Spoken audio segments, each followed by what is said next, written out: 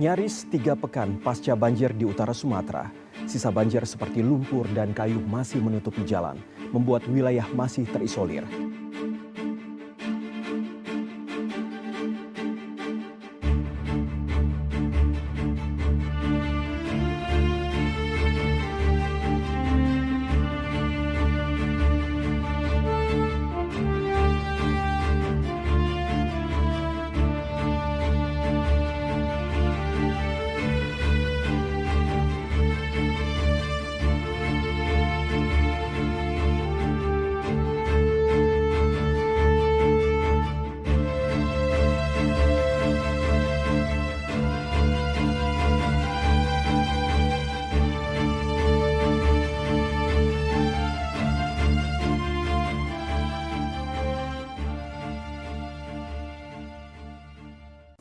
Halo semuanya, kenalin nama aku Briva dari Politeknik Agni Surakarta. Di sini aku bersama Cinwi dari Aorta FKUKDW.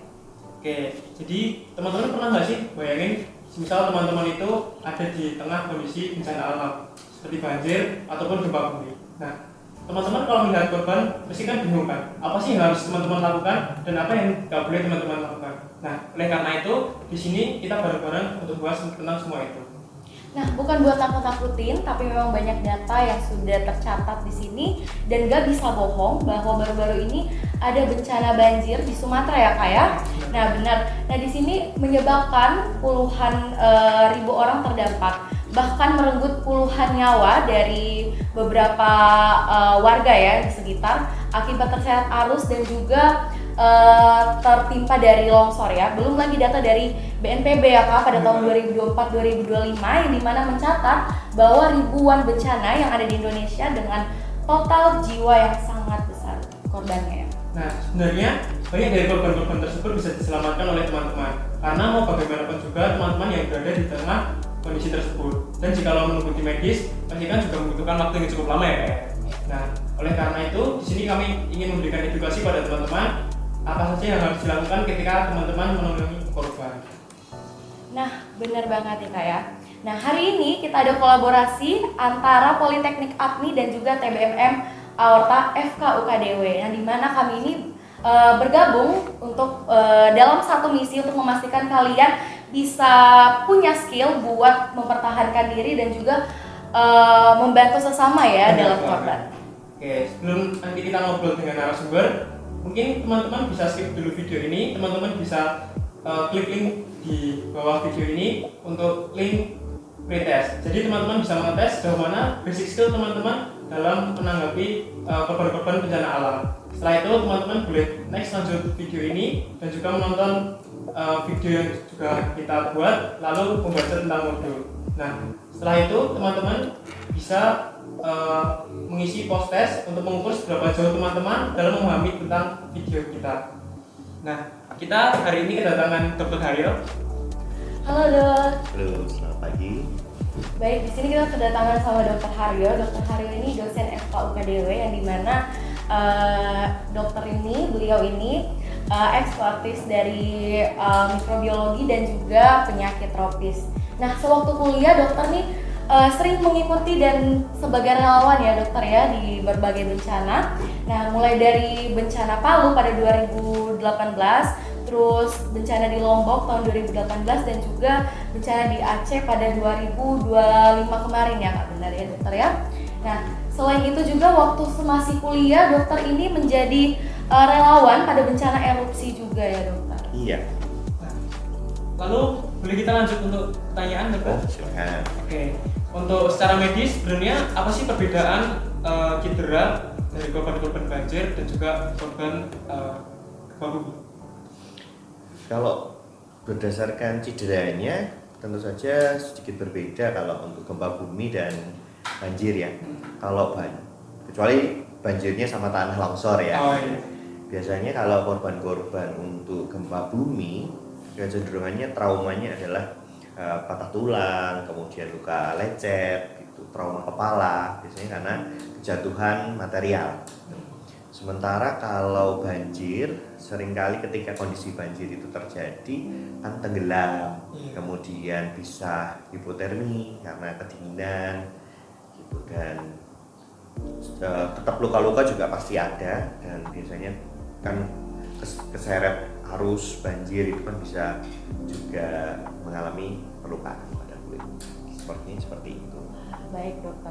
Kalau misalnya ada perbedaan dari cedera korban yang terkena gempa sama banjir itu dokter, yang paling serius yang mana sih dokter yang harus ditangani oleh medis?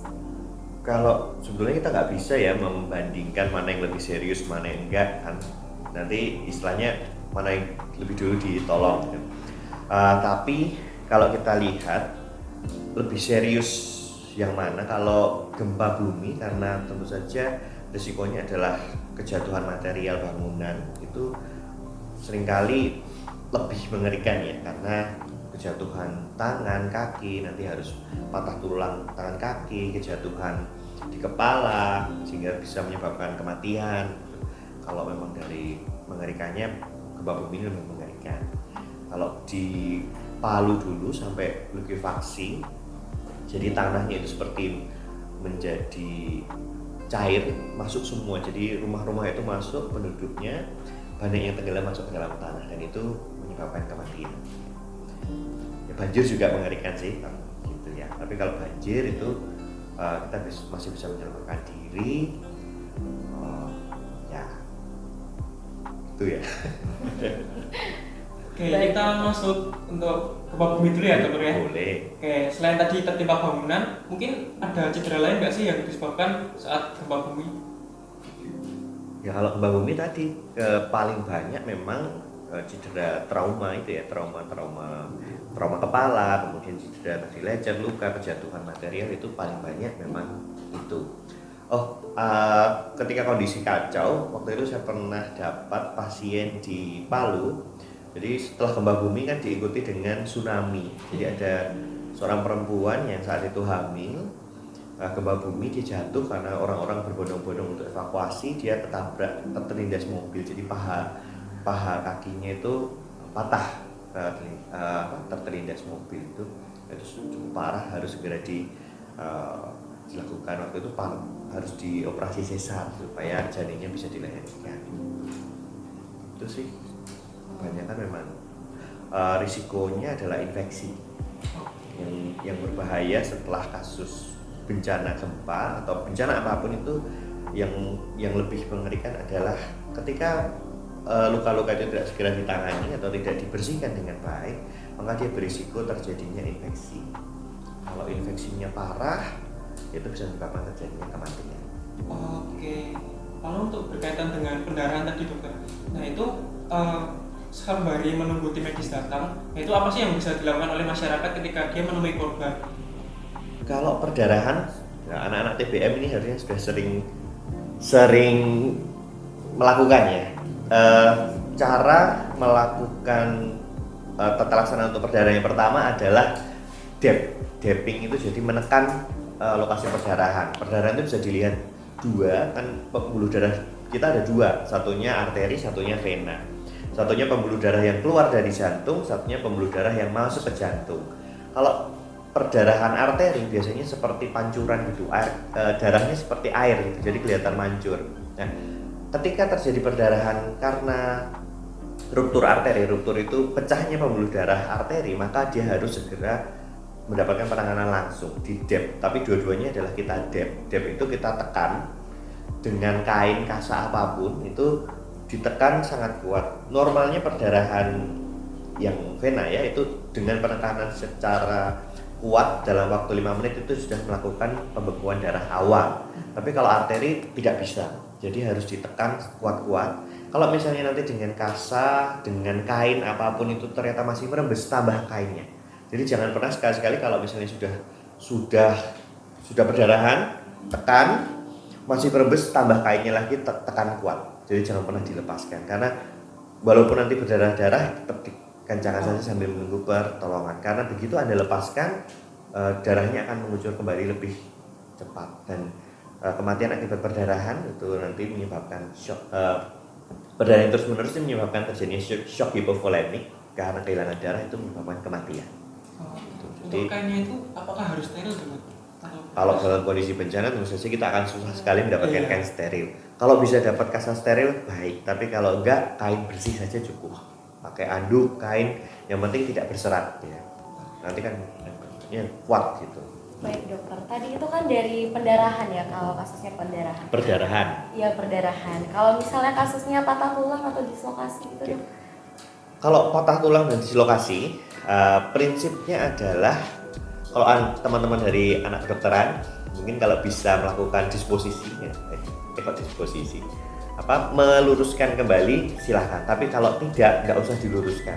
Yang penting adalah dijaga supaya daerah yang patah, yang curiga patah tulang ini tidak bergerak. Karena kalau bergerak, tulang kita itu kan tajam. Jadi kalau tulang kita pecah atau putus tajam itu berisiko menyebabkan merobek pembuluh darah tadi. Jadi sudah patah tulang, merobek pembuluh darah itu makin cepat terjadinya kehilangan darah. Yang akibatnya bisa mempercepat terjadinya shock hipovolemik, kemudian kematian. Jadi kalau misalnya ada patah tulang, silakan difiksasi saja. Fiksasi itu dijaga supaya sendi di bagian atas dan bawah yang patah itu tidak bergerak. Gimana caranya? Bisa dengan apapun yang lurus. Misalnya Anda punya dahan pohon atau Anda punya papan dan sebagainya, diluruskan saja, diikat kencang bagian atas dan bawah sendi supaya itu tidak bergerak. Yang penting adalah satu, saya lupa, pastikan kondisi pasien atau korban itu aman dulu. Gitu. Jadi posisi korban aman, Anda aman, pastikan kemudian difiksasi bagian yang patah tulang. Gitu. Oh iya dok, kan misalnya kalau seperti hal itu perlu dipindahkan gitu ya dok. Kalau misalnya di situasi diikuti dengan banjir seperti itu kan kita harus memindahkan seperti itu. Kalau misalnya ada dislokasi itu nggak apa-apa ya dok, kalau misalnya mobilisasi. Nah, untuk proses mobilisasi itu memindahkan pasien dari satu tempat ke tempat yang lebih aman, itu tentu saja harus hati-hati. Pastikan tidak ada cedera bagian leher, kepala maupun tulang punggung atau vertebra. Karena begitu ada patah tulang di sana, Anda geser, pasien bisa langsung henti napas. Karena pusat pernapasan kita kan di belakang ini ya. Jadi sebisa mungkin ketika Anda mau mengangkat pasien, mobilisasi adalah selalu satu garis lurus, kepala, dada, perut, kaki. Gotongnya bareng-bareng ya. Mungkin anak-anak teman-teman dari TBM bisa mencontohkan nanti ya. Jadi tetap harus dalam kondisi yang rata. Jangan sampai kalau tadi yang patah tulang, misalnya patah tulangnya di tangan, tetap kepala, leher, perut itu dalam satu garis lurus, dan tangan yang patah atau kaki yang patah tetap harus sejajar. Jadi mungkin butuh lebih banyak orang untuk mengangkat. Jadi jangan sembarang ngangkat sampai kewer-kewer gitu ya, terjuntai tangannya gitu. Nah itu malah akan menimbulkan keparahan. Oke, berarti kalau misal terjadi cedera di tulang belakang ini dok, nah ini lebih baik kita pindahkan ke tempat aman atau menunggu tim medis saja? Nah ini pertanyaan susah ya. Kalau kondisinya adalah jelas-jelas itu Anda yakin itu patah, sebenarnya semua cedera kepala atau ini konteksnya gempa ya, kita kan pastikan dulu tidak ada tanda-tanda patah tulang. Misalnya tanda paling gampang ditanyai oleh pasien jika patah tulang adalah nyeri yang amat sangat sekali. Nah kalau pasien merasa nyeri di punggungnya itu sudah lebih baik Anda tetap luruskan saja, tidak digoyang-goyang daripada nanti semakin parah. Kalau kondisinya bisa aman, tapi kalau Anda yakin setelah ini banjirnya datang gitu, ya Anda harus segera pindahkan. Tapi dengan tadi prinsipnya adalah tetap satu garis lurus antara leher, kepala, dan tulang punggung. Oke, lalu kita mungkin bisa pindah untuk banjir dokter. Oke, boleh. Oke, untuk pertanyaan pertama mungkin ancaman penyakit yang bisa tersebar saat banjir itu apa saja ya dokter? Kalau banjir itu ya karena seluruh tergenang air ya. Iya. Kalau teorinya itu akan banyak diare, kemudian mencret gitu ya. Tapi nyatanya kemarin ketika saya ke Aceh dari beberapa lokasi pengungsian, pasien-pasien yang dengan keluhan diare itu malah hampir tidak ada, sedikit. Yang banyak adalah setelah pasca banjir mereka mengalami gatal, jadi gangguan kulit, biasanya jamur, karena mereka harus tinggal di lingkungan yang airnya terbatas, untuk mandi cuci kakus terbatas, kemudian tinggal di penampungan yang mana kalau Anda di dalam tenda pengungsian itu panas sekali, hidup bersama dengan orang lain, keringetan, tidak bisa ganti baju, tidak bisa mandi. Nah, terus saja penyakit kulit ini jadi paling dominan. Kalau misalnya infeksi yang paling sering diabaikan itu sebenarnya apa ya, Dok? Kalau misalnya terjadi kebanjiran seperti itu? Sebetulnya kalau dalam kondisi bencana tidak ada luka terbuka ya yang terlalu kecil. Jadi semua luka terbuka itu harus segera ditangani dengan baik. Karena terutama kalau dalam kondisi banjir, kita kan tidak tahu bahwa airnya tercemar atau tidak. Seringkali karena ada luka terbuka, kena air yang tercemar, ternyata dia bisa terkena misalnya leptospirosis, atau lukanya itu karena tertusuk benda tajam, misalnya paku, seng yang ternyata itu adalah kotor. Di sana ada kuman tetanus. Nah, tetanus ini bisa menyebabkan terjadinya kematian. Jadi semua luka kotor itu harus dibersihkan dengan segera. Paling gampang adalah dengan air dan sabun. Kemudian kalau ada yang nanti dengan povidone iodine atau betadine. Tapi nanti dibilas lagi. Jadi pastikan semua luka itu bersih. Kalau memang di tempat lokasi itu nggak ada sabun, Dokter, nah itu apakah air mengalir saja sudah cukup? Yang penting air bersih ya. Air bersih. Pastikan itu dengan air bersih, misalnya air kemasan gitu, atau air yang sudah direbus gitu. Karena kalau Anda mencuci luka dengan air banjir, genangan banjir, nah itu tentu saja akan berbahaya. Karena kita nggak tahu bahwa di dalam air banjir itu ada mikroorganismenya atau tidak. Siapa tahu ada bakteri coli misalnya, dia malah akan jadi infeksi di luka terbuka. Ya, dokter tadi juga ngomong ya soal hipotermia, dokter, kalau misalnya terjadi banjir. Kalau misalnya seperti itu, tanda awal dan juga tindakan cepat yang harus dilakukan sama masyarakat itu apa ya, dokter? Kalau hipotermia, ini seringkali biasanya tidak dataran tinggi atau terlalu lama terendam air. Pertama adalah keringkan. Keringkan itu ganti pakaiannya supaya tidak basah, ganti pakaian yang hangat, kering, nyaman. Kemudian yaitu kita naikkan suhunya perlahan-lahan dengan tadi pakaian hangat, diberikan dekat penghangat, berikan air minum kalau masih bisa ya. Jangan pernah diberikan alkohol karena ya walaupun alkohol bisa menghangatkan tubuh rasanya, tapi lebih dalam kondisi hipotermia lebih baik diberikan air hangat saja.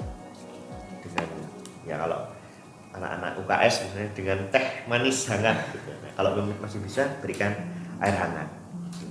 Kalau misalnya di daerah sana nggak ada perapian gitu, dokter, gimana? Buat ya?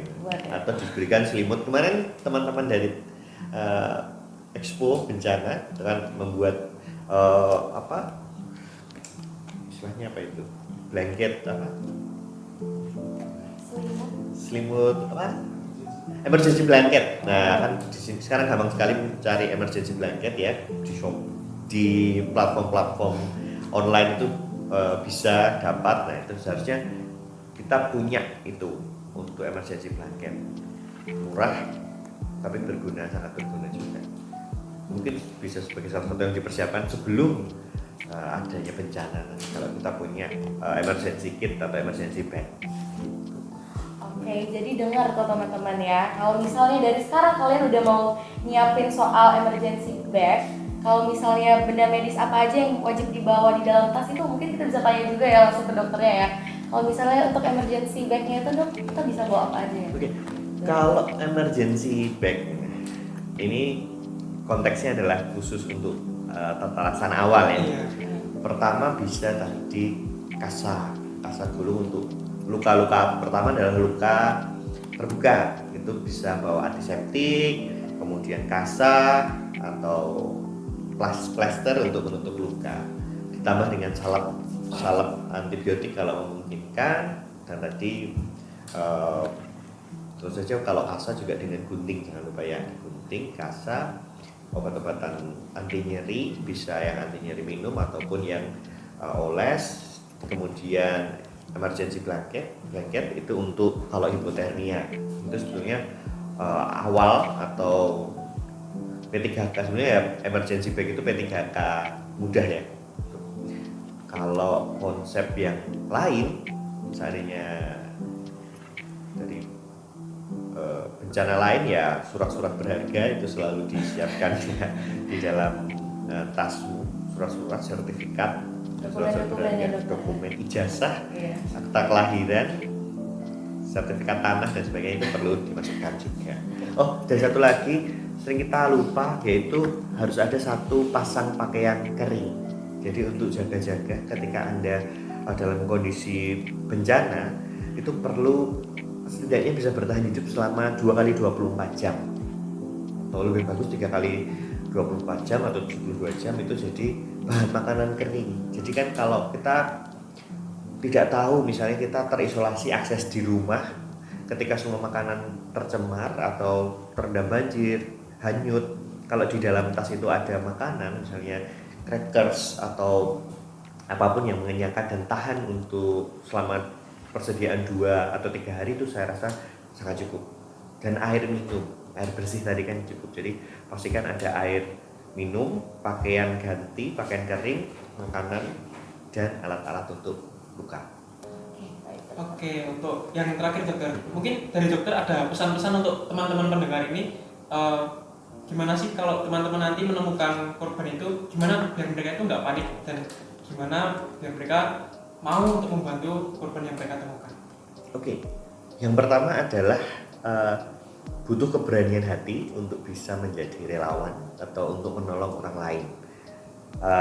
Selain keberanian, tentu saja butuh pikiran yang tenang gitu. Jadi Anda kalau mau menolong orang yang kesusahan atau korban bencana, tentu saja harus tenang dulu. Gimana cara supaya tenang?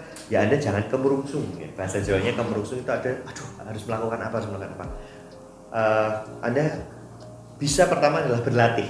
Teman-teman mahasiswa seharusnya sekarang lebih sering drilling atau berlatih menolong korban bencana.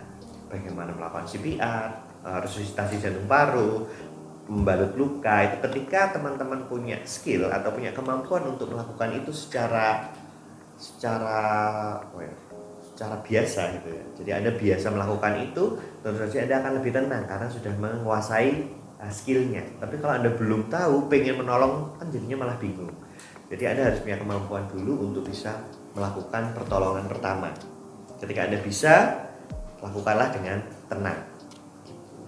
Saran saya sih itu ya, kalau supaya tetap tenang ya berlatih Anda menguasai kemampuan itu. Kalau belum ya itu tadi bingung aja gimana. Baik dokter, ini penjelasan yang sangat keren ya teman-teman. Jadi apa yang kalian dapatkan dari podcast hari ini, yang didapatkan dari Dokter Haryo harus benar-benar diterapkan ya teman-teman ya. Nah baik, terima kasih banyak ya Dokter Haryo atas kesempatannya hari ini, benar-benar sangat membuka mata ya untuk semua hal yang diceritakan dan juga pengalaman yang dialami dari dokter juga sudah diceritakan kepada kita tadi ya. Benar banget, kita jadi lebih terbuka untuk apa sih yang harus kita lakukan, jadi kita sudah lebih paham dokter. Nah ingat ya teman-teman, kolaborasi ini gak hanya berhenti di ADMI sama OKDW saja, kita juga butuh teman-teman untuk share video ini agar bisa lebih banyak masyarakat untuk membantu korban-korban bencana alam. Nah baik, sekarang waktunya untuk pembuktian ya teman-teman. Tadi kan kalian sudah mengisi pretest ya. Sekarang sejauh ini dari apa yang kita ceritakan, nanti kita akan mengisi lagi satu link, yaitu link post test yang ada di tertera nanti di bagian komen ya kak ya. Nah nanti di situ kita bisa melihat skor kalian apakah makin meningkat dengan penjelasan yang diberikan oleh Dokter Haryo ya teman-teman. Nanti jangan lupa buat diisi. Nah nanti setelah ini nanti kami akan melihat juga seberapa jauh yang meningkatnya kolaborasi antara ADMI dan juga UKDW untuk hari ini. Jadi jangan lupa diisi ya teman-teman, karena hari ini sangat penting untuk evaluasi kita semua. Benar banget. Oke, sekian dari kami. Saya Briva. Saya Cinli. Kami pamit undur diri. Terima kasih. Oke, terima kasih.